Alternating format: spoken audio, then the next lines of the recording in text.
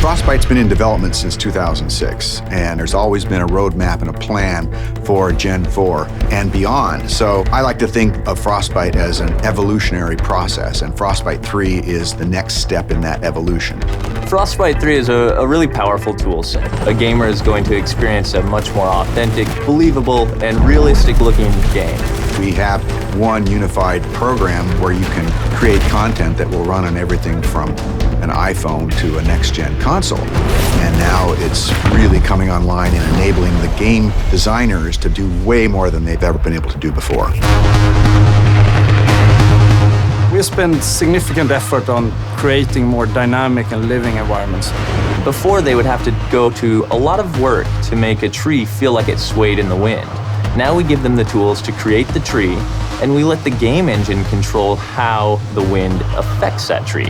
Frostbite allows everything to work together. The waves on the beach, the wind blowing the whitecaps, even the clouds overhead all move consistently with the forces of nature. You might see an explosion go off, you'll see the trees nearby shake from the explosion. It's sort of subtle, but it creates this sense of seamless reality. So the large world coupled with a lot of people running around interacting with you really pays off in Battlefield 4. Destruction has always been a core feature of the Frostbite engine. It's the evolution of the way the environment is impacted by gameplay. Everything from the smallest spark colliding, but also gigantic chunks of debris that crumble when they impact the ground. The guys on Battlefield 4 have been working on something called Levolution. Levolution is really about the concept how you can drastically change a multiplayer map into something different. It could be anything from a big building collapsing or to a dam breaking or anything really big game changer to the level.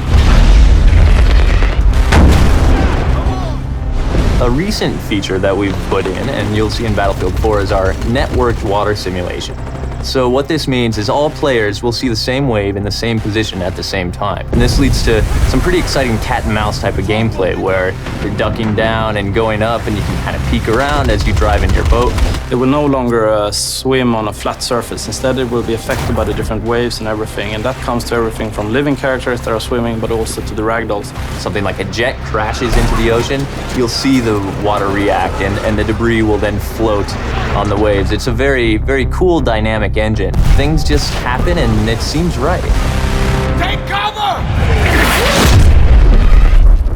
In Frostbite 3, we've made a priority of much more believable, emotionally believable characters. There's a whole slew of features in Frostbite that support that, and one of the most important is the way a person's eyes look. The way we render characters is better than ever before. We're doing subsurface scattered models. We have parallax animation in the iris. You'll notice it looks like a real eye. You'll back me up, right? Frostbite 3 is so much more powerful than any engine I ever used before. And it's not just the specific features and the framework, it's the fact that we're collaborating with other teams around the world.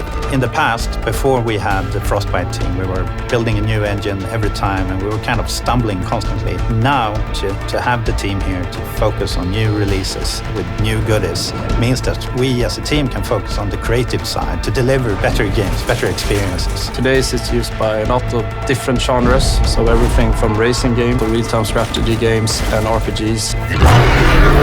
So in Battlefield 4, when the building collapses, the dust starts expanding, the debris is falling, the sparks are flying, the boats are ramping off of waves, all of this is because of Frostbite 3.